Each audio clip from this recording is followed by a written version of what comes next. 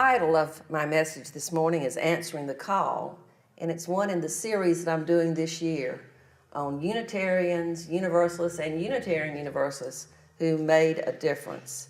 This morning we'll be talking a little bit later on about Reverend Jim Reeb and Viola Lee Uzo. But I'd like to ask you a question before we look at them. And this is one of those questions you just answer internally, okay? Just think back to this. Where were you in February 1965? Now, I know there's some sitting in here that were not born yet. But many of us were. So think back about that. Where were you in February 1965? What were you doing? I was probably hanging out at my house with my dog Harvey, barely unaware of the events going on in Selma, Alabama. Just a little bit of the news, but really not that aware, to be honest with you. But one of my counterparts was very aware. There was a woman my age, born in 1950. Her name was Linda Blackman, now Linda Blackman Lowry. She wrote this book called Turning 15 on the Road to Freedom. And in February of 1965, she was a busy young woman. She was 14 at the time. Now, in this book, she tells of the tales of the young people in Selma. The adults at that time were not able to march and to go do the sit-ins. They were too afraid to even go try to register to vote. People would take their pictures, show their employers.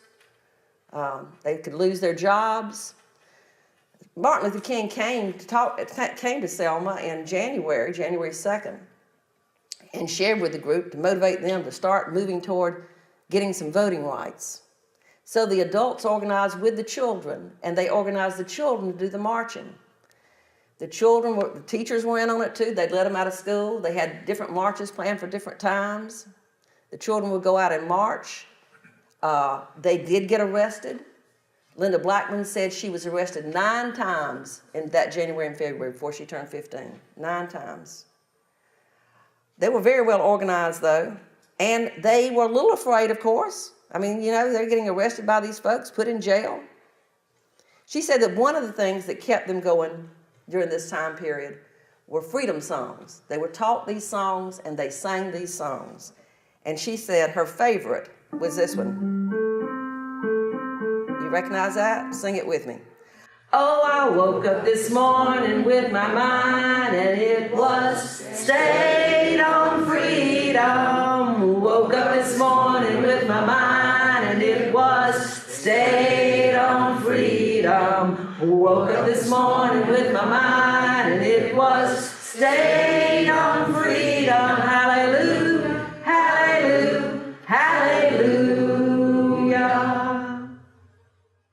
Now, Dr. King came back on February 5th and marched with the children. Hundreds of children were arrested with him and put in jail. This is what he said about that. He said, "There are more Negroes in jail with me than there are on the voting rolls on that day." Usually the children were released before nightfall. That's what they did usually. But Linda Blackman tells about a time when about 50 of them were put into the sweat box. She said it had there was no toilet, no anything, just you couldn't see anything. She said she didn't know how long they were in there because they all passed out. So this was not a fun thing to do. They got to skip some classes for these marches and demonstrations, but it was hard, and they did it because they were committed. Just like this young woman. Maybe the youth are our answer sometimes. It's looking that way, isn't it? February 18th, there was another march about 30 miles away from Selma, a night march in nearby Marion, Alabama, that ended with a brutal attack. 26-year-old Jimmy Lee Jackson was shot by a state trooper. He died on February 26th. And the SCLC announced the march to Montgomery in his honor. A lot of people don't realize that the original march was in honor of Jimmy Lee Jackson they were going to do. So, on March 7th, 1965, that's what they were going to do. They were going to march from Selma to Montgomery. You see this picture. This is John Lewis, of course, the young man on the right with his raincoat and backpack. If you saw the movie Selma, they put him in that same raincoat and backpack. He said, when he saw the troopers, I saw an interview of him about this, and he said when he saw the troopers on the other side, he assumed that they were going to get arrested again. That's what usually happened when they did these things. And he said he was prepared to get arrested. He thought that may happen when he saw them. But that is not what happened. They did not get arrested. As you know, they were beaten, all kinds of fumes around them, including Linda Blackman, the little girl. She was there, and she said when they saw the officers, of course they were all white at that time, they saw that white sea of faces. She said they did what they'd been doing. Their leader of the youth group that was marching, told them, okay, we're going to get down and pray. And she said normally they did that, and then after they did that, they would get up and be arrested, or sometimes go back, depending on what was happening. But she said while they were kneeling and praying, they started beating on them. She had to have 7 stitches over her eye and 26 in the back of her head. This was a kid, a child. And these are the images we saw on our televisions and newspapers that night. These are the images we saw. Meanwhile, Dr. King invited religious leaders to join him in Selma. He said, we need you. Answer the call. Come and help us. On March 8, 1965, there was a telegram that came to this place. Some of you may not recognize this. This was our UU headquarters at 25 Beacon Street. We have since moved. Well, Reverend Homer Jack, who was on the staff, he got Dr. King's telegram at the offices asking for help from clergy. He immediately got on the phone and began calling UU ministers. And Orloff Miller, James Reeb, and Clark Olson were among 40 who left immediately for Selma that night to go. But this particular sermon is centering and focusing on James Reeb today. So let me share a little bit about him as one of the ministers that went down there, of the 40. He was born January 2nd, 1927 in Wichita, Kansas. He grew up in Casper, Wyoming, where he met his wife, Marie. While studying to be a Presbyterian minister, he started to question his faith. After reading a book by Unitarian religious educator Sophia Lyon Foss, one of my heroes, he converted. He became a Unitarian minister at All Souls Congregation in D.C., where he organized programs for the poor. And in 1964, he moved to Boston to work with the American Friends Service Committee. So he was living in Boston and went from there. Now, March 9th, 1965, others joined them. There were about 450 religious leaders that joined the 2,000 African Americans. And they were going to have a second march over the Edmund Pettus Bridge, March number 2. This was on a Tuesday. That when they saw the officers, they stopped. They knelt to pray. Dr. King asked for permission for them to kneel to pray on the site of Sunday's attack. They knelt to pray. I don't know what they were praying while they were down on their knees, but some of them may have been praying this.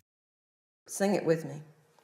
Precious Lord, take my hand, lead me on, let me stand. I'm tired, I'm weak, I'm low. Through the storm, through the night, lead me on to the light. Take my hand, precious Lord, lead me home. Then, after they prayed, they got up and they turned around and went back to Brown Chapel. Now, some folks wondered, why did they turn around? Not realizing that this had been a last-minute negotiation that King had had with President Johnson. President Johnson said, give us time to get down there to give you some protection, and we will. It was called Turnaround Tuesday, Turnaround Tuesday. That night, the three ministers I earlier told you about, Orloff Miller, James Reeb, and Clark Olson, they were attacked on a sidewalk in Selma. Attacked by some white supremacists. Reeb was fatally injured, James Reeb, and he died on March 11th. Now, thousands protested outside of the White House after this. Interestingly enough, there weren't thousands protesting after Jimmy Lee Jackson died. But here was this white minister down there that was killed, and thousands protested, not only in Washington, but in cities around the nation. King had this to say about it when he heard about Reeb's death. This was not so much the attempt to murder a man as an attempt to murder the hopes and dreams of a people. On March 15th, 1965, several hundred UU leaders joined hundreds of others in Selma, and King was a speaker at Reeb's memorial service in Brown Chapel, there at Selma. Also, after that, President Johnson spoke to Congress. It got his attention. He spoke to Congress to push the voting rights bill. And here's some of what he said. Mr. Speaker, Mr. President, members of the Congress, I speak tonight for the dignity of man and the destiny of democracy. I urge every member of both parties, Americans of all religions and of all colors, from every section of this country, to join me in that cause. At times, history and fate meet at a single time, in a single place, to shape a turning point in man's unending search for freedom. So it was at Lexington and Concord. So it was a century ago at Appomattox. So it was last week in Selma, Alabama. There, long-suffering men and women peacefully protested the denial of their rights as Americans. Many were brutally assaulted. One good man, a man of God, was killed. There is no cause for pride in what has happened in Selma. President Johnson ended that speech with these words: "Their cause must be our cause too, because it is not just Negroes, but really it is all of us who must overcome the crippling legacy of bigotry and injustice, and we shall overcome." Sing with me. We shall overcome. We shall overcome. We shall overcome someday. Oh, deep in my heart, I do believe we shall overcome someday. March 16th, 1965.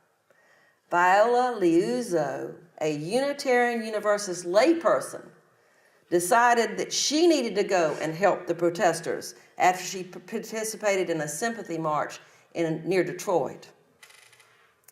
Now, she was really good at administrative tasks, and she had a car, and she knew they could use both. So she decided to go. Now, it's a long way from Detroit, Michigan to Selma, Alabama. And her husband protested. He did not understand why she would want to go and leave them. She had 5 children. Why would she want to go all the way down to Selma, Alabama? He didn't understand. There were others who didn't understand.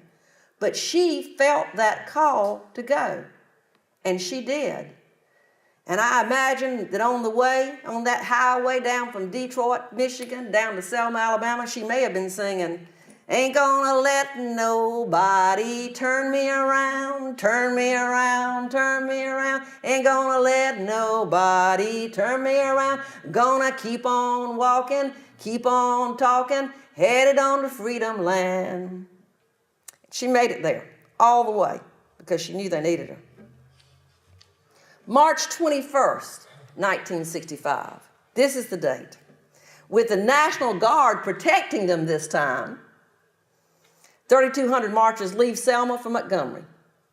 They cross over that bridge and keep on going. Now, all of them didn't go all the way. They only let 300 go all the way. And it wasn't because, and only one of those was a UU minister. It wasn't because others were not fit enough to go, maybe. But they said we only have provisions for 300 because, they had to have set up camp for them, had to have other things. So they chose 300 people that could march the whole way, and others they would take in cars or buses to meet them near to Montgomery. They did allow Linda Blackman to be one of those folks that got to march the whole way. And she turned 15 on the second day of the march. That's why her book is called Turning 15 on the Road to Freedom. March 25th, 1965, 25,000 demonstrators joined the marchers.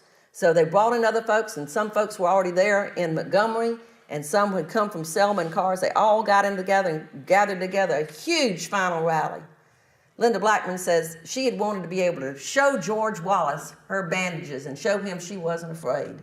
She said somebody said that they thought he was looking through the blinds or the curtains in the Capitol. She said she got up there and shook her fist and, "See me? You see me, George Wallace?" She was hoping he did. Late that night, though, Viola and a young African-American man named Leroy Moten they were driving marchers home in her car. That's part of what she was doing, was getting people back and forth from Selma. It was just the two of them at the time. They were going back to get more. Another car filled with men from the Ku Klux Klan pulled alongside of them and shot through her window and killed her. Now, the men shot her because she was a white woman trying to help black people claim their civil rights. And you just didn't do that. Her death drew even more attention to the problem. Again, just another few days here, 2 white people who died, not counting all of the African Americans who died through the years, but it got a lot of national attention again, and increased the calls for Congress to pass the Voting Rights Act. And Unitarian Universalists, within just a few days, a matter of days, had another martyr to mourn. And they mourned with her family and her children. Sometimes I feel like a motherless child. Sometimes I feel like a motherless child. Sometimes I feel like a motherless child. A long way from home. A long way from home. There was something bad and something good about her death. Well, a lot bad about it. It's a person who died, who had a family. But Here's what else was bad. All the false accusations that came out about her, all the negative talk, terrible, horrible things. Later found out, when her family was able to get access through the Open Records out, that the FBI actually started these rumors on purpose from the head man himself, J. Edgar Hoover, as a distraction for other problems they were having. And she was called every name in the book. Her children then had to go to school and be taunted about all of those things. And I heard one of them discussing what that was like growing up after hearing all those and not having their mother's name, and she was a good woman, being drug around like that. Here was the good thing. Her murder moved President Johnson then to order a federal investigation of the Klan and to petition Congress to expand the Federal Conspiracy Act of 1870 to make murder of civil rights activists a federal crime. Her death increased congressional support for the passage of the Voting Rights Act as well, and Johnson did sign that on August 6, 1965. Of course, many of us mourn the fact of what's happening now with voting rights and with what's happening with that act, but it did make a huge difference at that time. He did sign that, and that did make a difference because those folks answered the call. Answering the call. Answering the call. These two really answered the call. They knew that there was a possibility that they could be killed, you know, whenever you take a risk and go out and do something like that. But they answered it. What is the call now? Can you hear a call for us as Unitarian Universalists? Yes, I do. It's been coming through pretty strong the last few years, last couple of years, really strong. And I continue to feel the need to step up and to encourage others to do so. Now, I've got a son. He heard me do this in Brunswick, this sermon. I said, well, how do you feel about this? What do you think about it? Well, he said, well, you did a good job with the sermon, Mom, but he said, I'm always afraid for you. You doing all this stuff. And I said, well, don't be, because I'm going to keep doing it anyway, you know.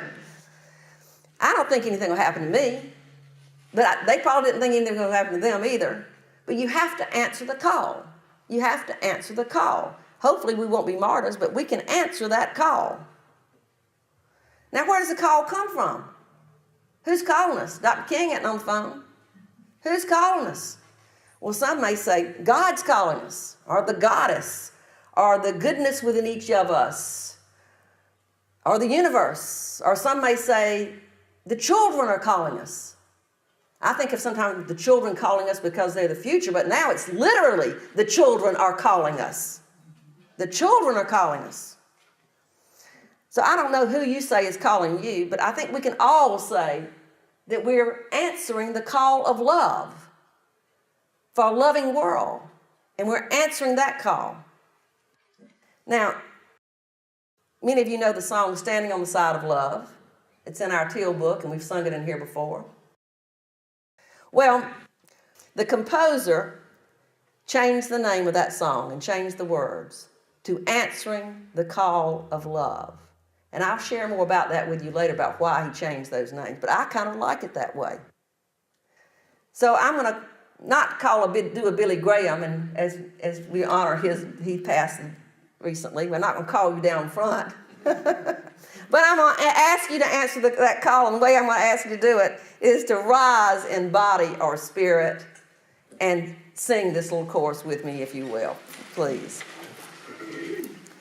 We are answering the call of love, hands joined together as hearts beat as one. Emboldened by faith, we dare to proclaim, we are answering the call of love. Last line again. We are answering the call of love.